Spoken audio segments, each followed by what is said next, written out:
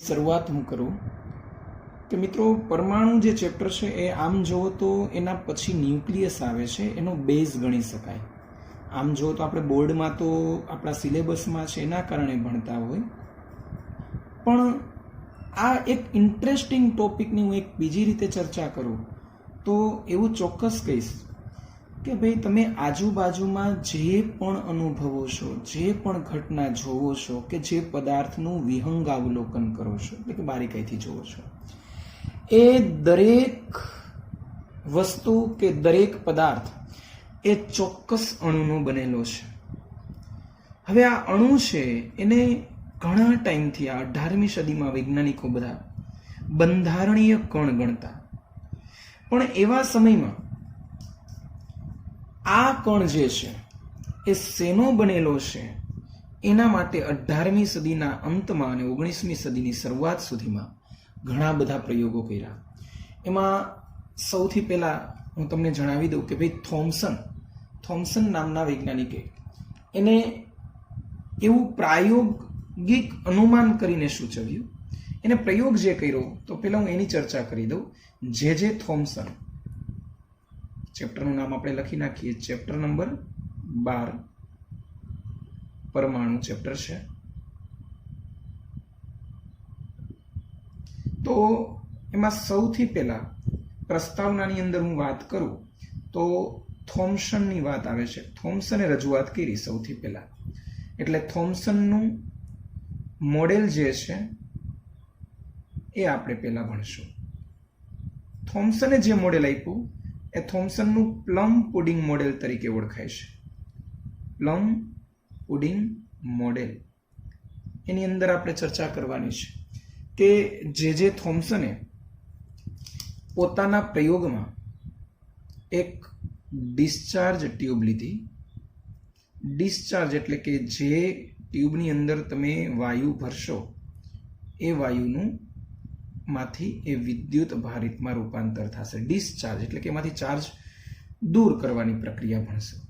તો એમાં બે પ્લેટ લીધી, બંને તટસ્થ પ્લેટ છે એને બેટરી સાથે જોડી દીધી. એક પ્લેટને બેટરીના ધન છેડા સાથે જોડી અને બીજીને બેટરીના ઋણ છેડા સાથે જોડી. એટલે જે ધન સાથે જોડી છે એને હું એનોડ કહીશ અને આને હું કેથોડ કહીશ. ઓકે, કેથોડનો સી મેં મૂક્યો છે. હવે આ એનોડ અને કેથોડ એ વિદ્યુત ભારિત બની ગયા. એક છે ધન અને બીજો છે ઋણ. એની અંદર ઓછી ઘનતાવાળા વાયુ પેલા ભરીને અભ્યાસ કર્યો. ઓછી ઘનતાવાળો એટલે હું એવું કહી શકું કે પ્રાઇમરી ધોરણે આ જે છે ને એ હાઇડ્રોજન વાયુ છે. ચાલો રેડી, H2 વાયુ છે. એટલે હાઇડ્રોજનના પરમાણુ આ અંદર બતાવેલા છે. એને જ્યારે વિદ્યુત ક્ષેત્ર લાગુ પડ્યું ને, આ પ્લસ થી માઇનસ વિદ્યુત ક્ષેત્ર લાગુ પડ્યું ને, એટલે આ વિદ્યુત ક્ષેત્રને કારણે આમાં ઋણ વિદ્યુત ભાર જે હતા એ બધા એનોડ પ્લેટ તરફ માંડ્યા ગતિ કરવા. ઋણ વિદ્યુત ભાર જે હતા એ એનોડ પ્લેટ તરફ ગતિ કરવા માંડ્યા. એટલે થોમ્સનને એવી વાત મળી કે ભાઈ દરેક પરમાણુ છે ને એ ઋણ વિદ્યુત ભારિત કણના બનેલા છે. અને આ ઋણ વિદ્યુત ભારિત કણ છે ને મિત્રો, એને હવેથી આપણે ઇલેક્ટ્રોન તરીકે ઓળખશું. એટલે થોમ્સને દરેક પરમાણુ છે એ ઋણ વિદ્યુત ભારિત ઇલેક્ટ્રોનના બનેલા હોય આવું એને સૂચવું. એટલે ઇલેક્ટ્રોનની સૌ પ્રથમ માહિતી આપવા વાળો કોઈ વૈજ્ઞાનિક હોય તો એને થોમ્સનને મળે છે આનો યશ. એટલે ઇલેક્ટ્રોનની માહિતી જે થોમ્સને આપી હતી. દરેક પરમાણુ છે એ ઋણ વિદ્યુત ભારિત ઇલેક્ટ્રોનના બનેલા હોય. પણ પછી એ પણ જાણવા મળ્યું કે પરમાણુ છે એ વિદ્યુતની દ્રષ્ટિએ તો તટસ્થ હોય. હવે કોઈ કણ તટસ્થ તો જ રહી શકે કે જેટલા ધન હશે નંબર ઓફ પોઝિટિવ એટલા જ નંબર ઓફ નેગેટિવ હશે. એટલે કે ઇલેક્ટ્રોન જેટલા જ ધન વિદ્યુત ભાર હોવા જોઈએ. એટલે આ જે ચર્ચા છે એનો નિષ્કર્ષ હવે એવો મળ્યો કે ભાઈ આ જે પરમાણુ છે ને એ પરમાણુ જાણે કે કોઈ તરબૂચ હોય ને એવી રીતે વર્તશે. એટલે આ મોડેલને થોમ્સનનું તરબૂચ મોડેલ અથવા તો વોટરમેલન, તરબૂચને ઇંગ્લિશમાં વોટરમેલન કહેતા હોય, તો વોટરમેલન મોડેલ તરીકે પણ ઓળખાય છે, પ્લમ પુડિંગ મોડેલ તરીકે પણ ઓળખાય છે. એને એવું કીધું પરમાણુ છે ને તરબૂચ જેવું છે.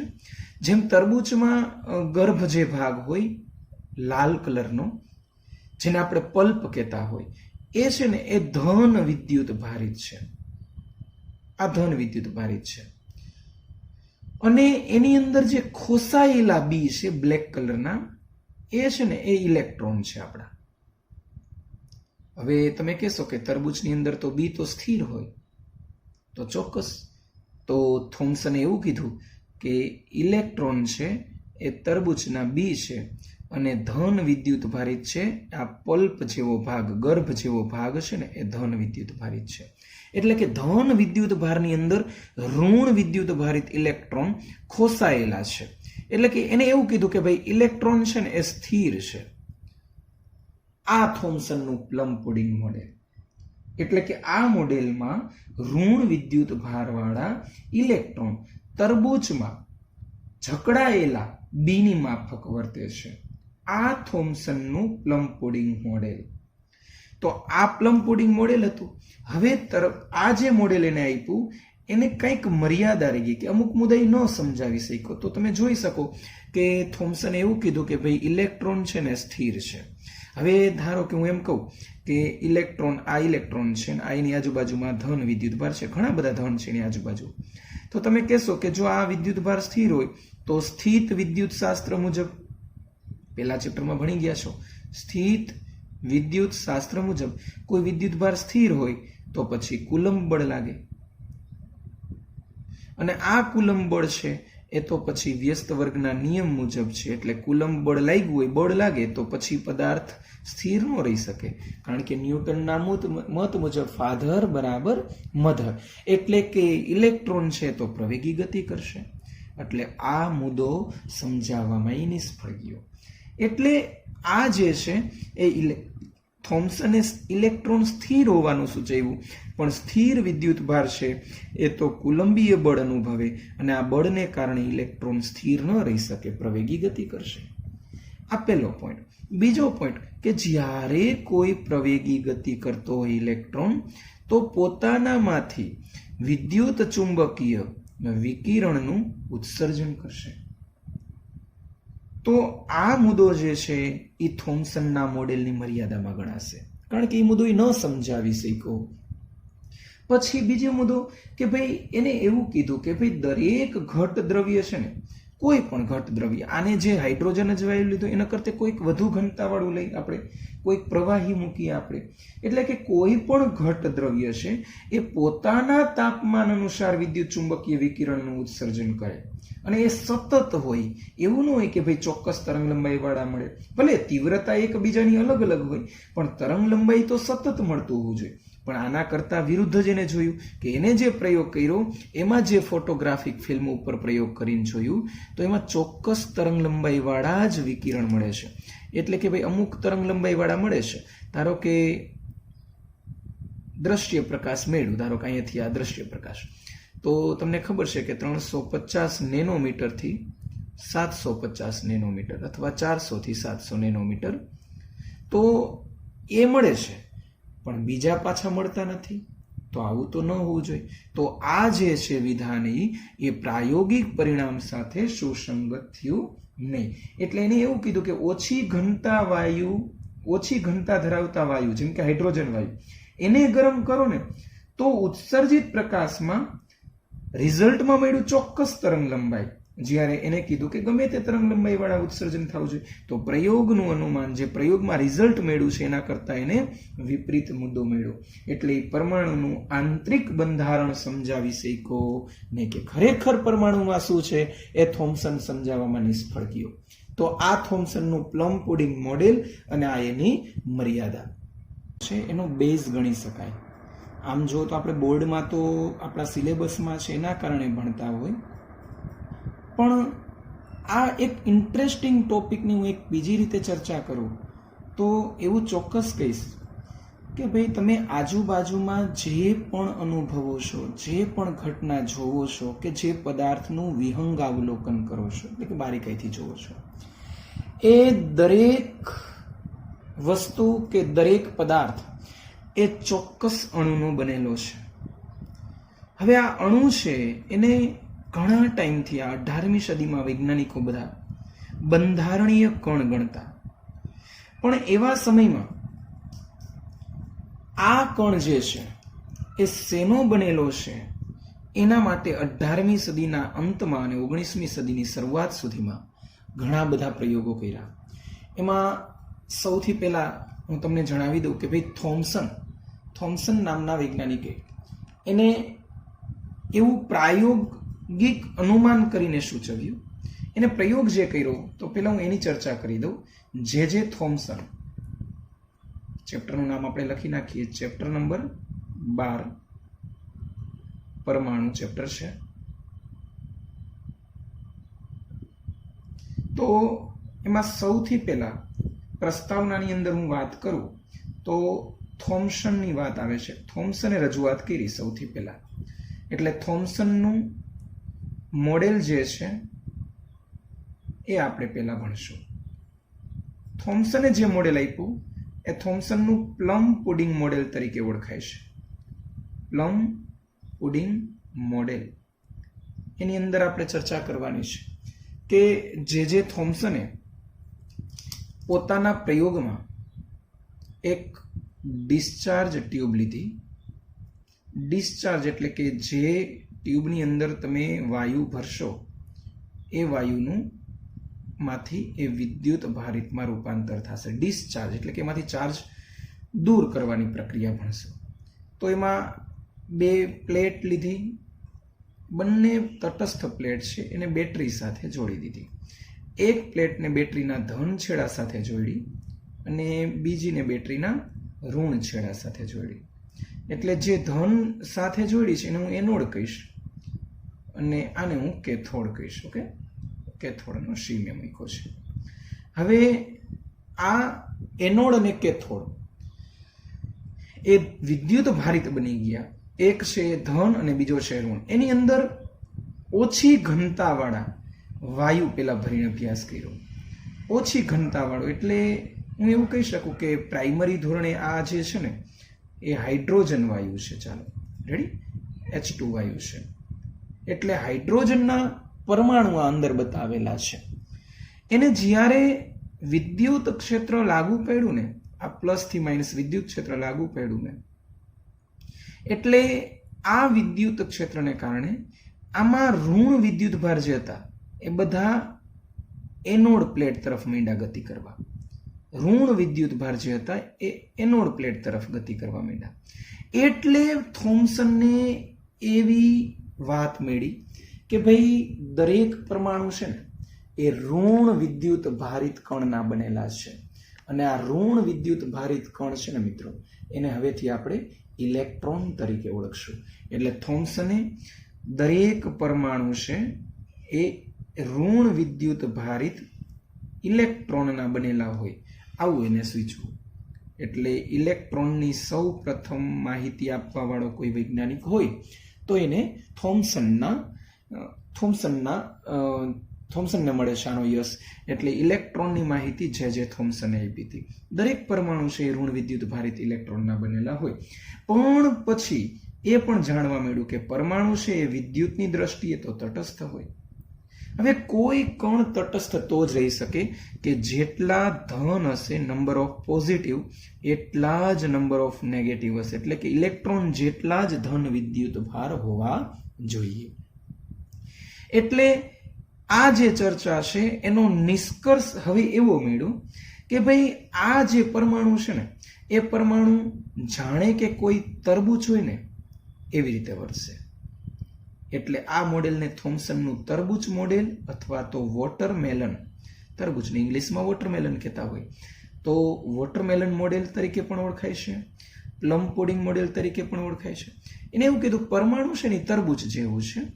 જેમ તરબૂચમાં ગર્ભ જે ભાગ હોય લાલ કલરનો, જેને આપણે પલ્પ કહેતા હોય, એ છે ને એ ધન વિદ્યુત ભારિત છે.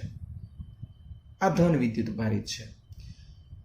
અને એની અંદર જે ખોસાયેલા બી છે બ્લેક કલરના, એ છે ને એ ઇલેક્ટ્રોન છે આપણા. હવે તમે કહેશો કે તરબૂચની અંદર તો બી તો સ્થિર હોય, તો ચોક્કસ. તો થોમ્સને એવું કીધું કે ઇલેક્ટ્રોન છે એ તરબૂચના બી છે અને ધન વિદ્યુત ભારિત છે. આ પલ્પ જેવો ભાગ, ગર્ભ જેવો ભાગ છે ને એ ધન વિદ્યુત ભારિત છે. એટલે કે ધન વિદ્યુત ભારની અંદર ઋણ વિદ્યુત ભારિત ઇલેક્ટ્રોન ખોસાયેલા છે. એટલે કે એને એવું કીધું કે ભાઈ ઇલેક્ટ્રોન છે ને એ સ્થિર છે. આ થોમ્સનનું પ્લમ પુડિંગ મોડેલ. એટલે કે આ મોડેલમાં ઋણ વિદ્યુત ભારવાળા ઇલેક્ટ્રોન તરબૂચમાં જકડાયેલા બીની માફક વર્તે છે. આ થોમ્સનનું પ્લમ પુડિંગ મોડેલ. તો આ પ્લમ પુડિંગ મોડેલ હતું. હવે આ જે મોડેલ એને આપ્યું એને કંઈક મર્યાદા રહી ગઈ કે અમુક મુદ્દા ન સમજાવી શક્યો. તો તમે જોઈ શકો કે થોમ્સને એવું કીધું કે ભાઈ ઇલેક્ટ્રોન છે ને સ્થિર છે. હવે ધારો કે હું એમ કહું કે ઇલેક્ટ્રોન છે ને આ એની આજુબાજુમાં ધન વિદ્યુત ભાર છે, ઘણા બધા ધન છે એની આજુબાજુ. તો તમે કહેશો કે જો આ વિદ્યુત ભાર સ્થિર હોય તો સ્થિત વિદ્યુત શાસ્ત્ર મુજબ, પહેલા ચેપ્ટરમાં ભણી ગયા છો, સ્થિત વિદ્યુત શાસ્ત્ર મુજબ કોઈ વિદ્યુત ભાર સ્થિર હોય તો પછી કુલંબ બળ લાગે. અને આ કુલંબ બળ છે એ તો પછી વ્યસ્ત વર્ગના નિયમ મુજબ છે. એટલે કુલંબ બળ લાગ્યું હોય, બળ લાગે તો પછી પદાર્થ સ્થિર ન રહી શકે, કારણ કે ન્યૂટનના મત મુજબ ફાધર બરાબર મધર. એટલે કે ઇલેક્ટ્રોન છે તો પ્રવેગી ગતિ કરશે. એટલે આ મુદ્દો સમજાવવામાં નિષ્ફળ ગયો. એટલે આ જે છે એ થોમ્સને ઇલેક્ટ્રોન સ્થિર હોવાનું સૂચવ્યું, પણ સ્થિર વિદ્યુત ભાર છે એ તો કુલંબીય બળ અનુભવે અને આ બળને કારણે ઇલેક્ટ્રોન સ્થિર ન રહી શકે, પ્રવેગી ગતિ કરશે. આ પહેલો પોઈન્ટ.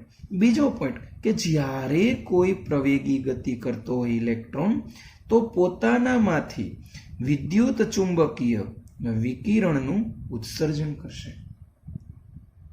તો આ મુદ્દો જે છે એ થોમ્સનના મોડેલની મર્યાદામાં ગણાશે, કારણ કે એ મુદ્દો ન સમજાવી શક્યો.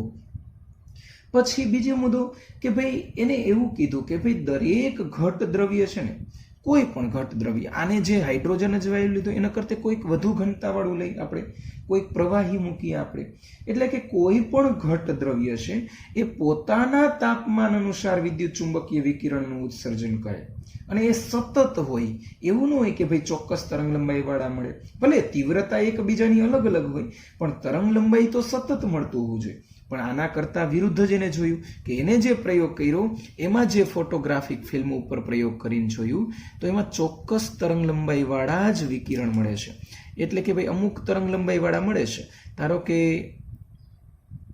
દ્રશ્ય પ્રકાશ મેળવ્યું, ધારો કે અહીંયાથી આ દ્રશ્ય પ્રકાશ, તો તમને ખબર છે કે 350 નેનોમીટરથી 750 નેનોમીટર અથવા 400 થી 700 નેનોમીટર તો એ મળે છે, પણ બીજા પાછા મળતા નથી. તો આવું તો ન હોવું જોઈએ. તો આ જે છે વિધાન એ પ્રાયોગિક પરિણામ સાથે સુસંગત થયું નહીં. એટલે એને એવું કીધું કે ઓછી ઘનતા ધરાવતા વાયુ, જેમ કે હાઇડ્રોજન વાયુ, એને ગરમ કરો ને તો ઉત્સર્જિત પ્રકાશમાં રિઝલ્ટમાં મળ્યું ચોક્કસ તરંગ લંબાઈ. જ્યારે એને કીધું કે ગમે તે તરંગ લંબાઈ વાળા ઉત્સર્જન થવું જોઈએ, તો પ્રયોગનું અનુમાન જે પ્રયોગમાં રિઝલ્ટ મળ્યું છે એના કરતા એને વિપરીત મુદ્દો મળ્યો. એટલે પરમાણુનું આંતરિક બંધારણ સમજાવી શક્યો નહીં, કે ખરેખર પરમાણુમાં શું છે એ થોમ્સન સમજાવવામાં નિષ્ફળ ગયો. તો આ થોમ્સનનું પ્લમ પુડિંગ મોડેલ અને આ એની મર્યાદા. ત્યારબાદ રુથરફોર્ડનું પરમાણુ મોડેલ. એટલે કે થોમ્સને જે વસ્તુ સમજાવી શક્યો નહીં એ સમજાવવા માટે રુથરફોર્ડ આગળ આવ્યું. આમ જુઓ ને મિત્રો, તો આ ચેપ્ટરમાં બધા મોડેલ એવા છે કે ગુરુ શિષ્ય પરંપરા પ્રમાણે આવશે. એટલે કે જે થોમ્સન એ ટીચર હતા, એનો જ સ્ટુડન્ટ એટલે રુથરફોર્ડ. સરે જે ભૂલ કરી, સર જે ન સમજાવી શક્યા, એમાં એનો જ વિદ્યાર્થી રુથરફોર્ડ આગળ આવ્યો અને એ સમજાવવાનો પ્રયત્ન કરે છે. એટલે આપણે રુથરફોર્ડનું પરમાણુ મોડેલ ભણશું.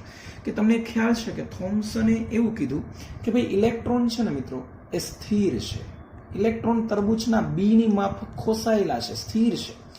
અને પછી તો એની મર્યાદા, જે સ્થિર કીધું એટલે ઘણા મુદ્દા એવા છે કે જે સ્થિર ઇલેક્ટ્રોન હોય જ નહીં, કારણ કે એનાથી વિપરીત પ્રાયોગિક પરિણામમાં અવલોકન મળતું હતું. એટલે રુથરફોર્ડે એમ કીધું તું નહીં ભાઈ, સ્થિર નહીં, ઇલેક્ટ્રોન છે ને એ ઉપગ્રહની માફક ધન વિદ્યુત ભારની આસપાસ પરિભ્રમણ કરતા હશે. એટલે રુથરફોર્ડના આ પરમાણુ મોડેલને પ્લેનેટરી મોડેલ એટલે કે ગ્રહોનું મોડેલ તરીકે પણ ઓળખાય છે. ગ્રહોનું મોડેલ તમે 11મા ધોરણમાં ગુરુત્વાકર્ષણમાં ભણી ચૂક્યા છો કે ભાઈ દરેક ઉપગ્રહ છે ને મિત્રો, એ કોઈ ગ્રહની આસપાસ, ગ્રહને કેન્દ્ર તરીકે સ્વીકારીને આમ ઉપગ્રહ પરિભ્રમણ કરતો હશે. વર્તુળાકાર, અહીંયા તો આપણે લંબવૃત્તીય કક્ષા ભણ્યા હતા, અહીંયા એવું જ છે મિત્રો કે વ્યસ્ત વર્ગનો નિયમ પડાય છે, કારણ કે આ બે વચ્ચે કુલંબ બળ લાગવાનું છે. ધન અને ઋણ વચ્ચે કુલંબ બળ લાગે છે. કુલંબ બળ ભલે સ્થિત વિદ્યુત શાસ્ત્ર હોય તો કુલંબ બળ ધન અને ઋણ વચ્ચે લાગે છે ચોક્કસ. એટલે આ ધન અને ઋણ વચ્ચે જે કુલંબ બળ લાગે છે એ વ્યસ્ત વર્ગના નિયમ મુજબ લાગે છે. તમને ખબર છે F ચલે છે 1/F ચલે છે r², કહી શકાય F ચલે છે 1/r². તો અંતરના વર્ગના વ્યસ્ત પ્રમાણમાં છે. એટલે ઇલેક્ટ્રોન છે ને એ ઉપગ્રહની માફક પરિભ્રમણ કરશે. કેની આસપાસ? ધન વિદ્યુત ભારની આસપાસ. એટલે ધન વિદ્યુત ભારને કેન્દ્ર તરીકે લઈને ઋણ વિદ્યુત ભારિત ઇલેક્ટ્રોન વર્તુળાકાર કક્ષામાં પરિભ્રમણ કરશે, એવું રુથરફોર્ડે સૂચવ્યું. એટલે ઇલેક્ટ્રોન છે એ ઉપગ્રહની માફક વર્તશે અને ધન વિદ્યુત ભારિત જે છે, ધન વિદ્યુત ભાર એ ગ્રહની માફક વર્તશે. ધન વિદ્યુત ભાર સ્થિર રહેશે અને આ ધન વિદ્યુત ભારિત ખૂબ જ દળ ધરાવતો એવો સંકેન્દ્રિત વિસ્તાર ને આપણે હવેથી ન્યુક્લિયસ કહેશું. તો ન્યુક્લિયસની સૌ પ્રથમ માહિતી આપવા વાળો કોઈ વૈજ્ઞાનિક હોય તો એ રુથરફોર્ડ છે મિત્રો. રુથરફોર્ડે એમ કીધું કે ભાઈ ઇલેક્ટ્રોન છે એ ધન વિદ્યુત ભારિત, આ ધન વિદ્યુત ભારિત છે, આ ધન વિદ્યુત ભારિત સંકેન્દ્રિત વિસ્તાર, ખૂબ જ દળ ધરાવતો વિસ્તાર. ન્યુક્લિયસ છે એ ધન વિદ્યુત ભારિત છે અને ખૂબ જ મોટું દળ ધરાવતો વિસ્તાર છે. અને આ વિસ્તારને આપણે ન્યુક્લિયસ કહેશું. એટલે ન્યુક્લિયસની પ્રાથમિક માહિતી રુથરફોર્ડે આપી અને ઇલેક્ટ્રોન છે આ ન્યુક્લિયસની આસપાસ પરિભ્રમણ કરશે. એટલે આ પહેલો પોઈન્ટ. અને આ જે મોડેલ છે એને આપણે ગ્રહોનું મોડેલ તરીકે સ્વીકારશું, અથવા પ્લેનેટરી મોડેલ કહેશું, અથવા તો રુથરફોર્ડનું ન્યુક્લિયર મોડેલ કહેશું. એટલે હવે આમ છતાં પણ રુથરફોર્ડ એક બાબતનો સમજાવી શક્યો કે ભાઈ પ્રયોગમાં નિશ્ચિત તરંગ લંબાઈ જ કેમ ઉત્સર્જિત થાય છે, બધી જ કેમ નથી થતી, એ સમજાવવામાં હજી નિષ્ફળ ગયો. એટલે આ રુથરફોર્ડનું પ્લેનેટરી મોડેલ હું જે ચર્ચા કરું છું, અહીંયા જે ઇમ્પોર્ટન્ટ પોઈન્ટ છે એ લખાવતો જાઉં છું. એટલે તમારે રીડિંગ કરવાનું છે રેફરન્સ અથવા ટેક્સ્ટ બુકમાંથી. આ એક પ્રશ્ન 2 માર્ક્સનો પૂરો થયો કે રુથરફોર્ડનું પરમાણુ મોડેલ. હું બધા જ મુદ્દા ફરીથી રિપીટ કરું છું કે રુથરફોર્ડે જે મોડેલ આપ્યું એ ગ્રહોના મોડેલ અથવા પ્લેનેટરી મોડેલ તરીકે ઓળખાય છે. આ પહેલો પોઈન્ટ. બીજો પોઈન્ટ, રુથરફોર્ડના મોડેલ અનુસાર ઇલેક્ટ્રોન એ ન્યુક્લિયસની આસપાસ વર્તુળાકાર કક્ષામાં પરિભ્રમણ કરે છે. એટલે કે ઇલેક્ટ્રોન એ જાણે કે ઉપગ્રહની માફક વર્તે છે અને ન્યુક્લિયસ છે એ ગ્રહની માફક વર્તે છે. ત્રીજો પોઈન્ટ, ઇલેક્ટ્રોન એ ધન વિદ્યુત ભારિત અને ખૂબ જ વધુ દળ ધરાવતો એક સંકેન્દ્રિત વિસ્તારની આસપાસ વર્તુળાકાર કક્ષામાં પરિભ્રમણ કરે છે.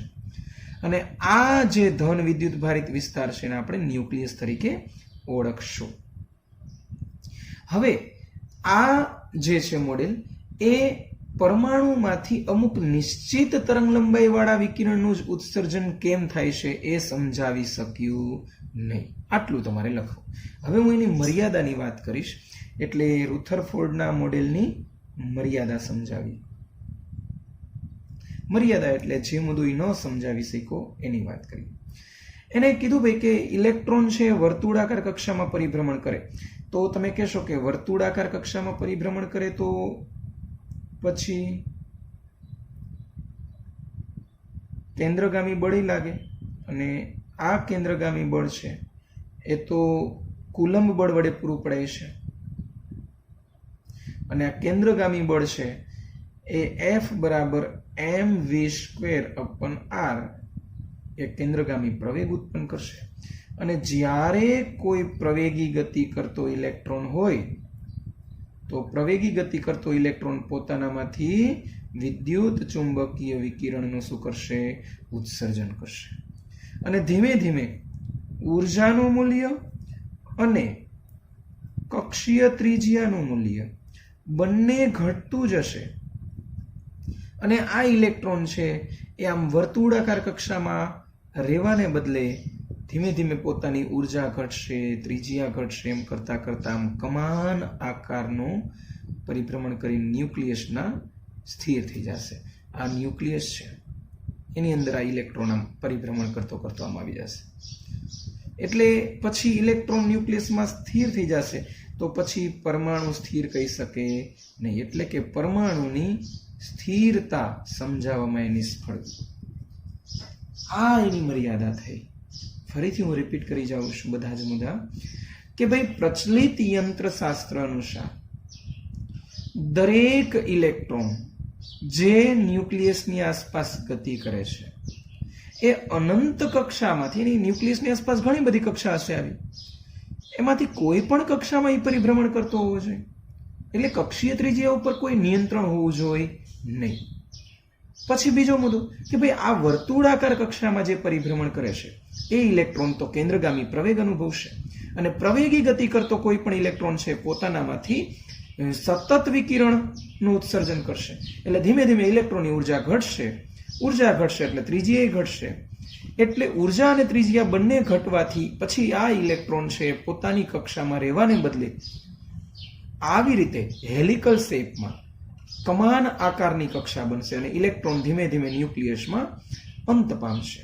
એટલે રુથરફોર્ડ છે પરમાણુની સ્થિરતા સમજાવી શક્યો નહીં. આ એની મર્યાદા. 2 માર્ક્સનો પ્રશ્ન અને 2 માર્ક્સનો. તો આ જે છે એ રુથરફોર્ડનું પરમાણુ મોડેલ અને એની મર્યાદા